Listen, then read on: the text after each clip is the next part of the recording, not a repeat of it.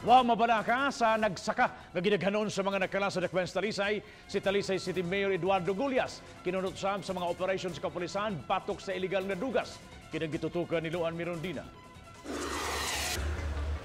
Doon naman ito, giihap nila, pila na namatay. Pero akong giingnan ko, kanang kusog mo muyap sa namatay.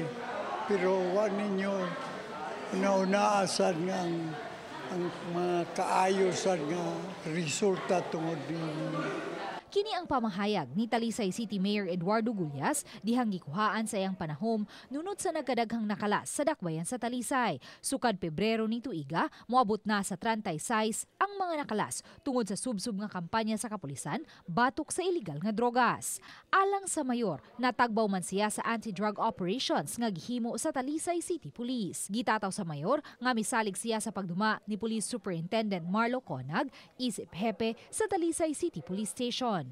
Si Conag is doing his duty. Kung dili isad mo buhat sa ilang trabaho, kuan sa dagan kay tag isulti, manaway ta. Kung magbuhat sa trabaho sa result of which death occur, kuan sa kanang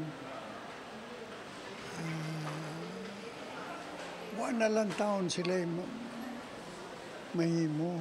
Luan Mirondina, Balitang Basta.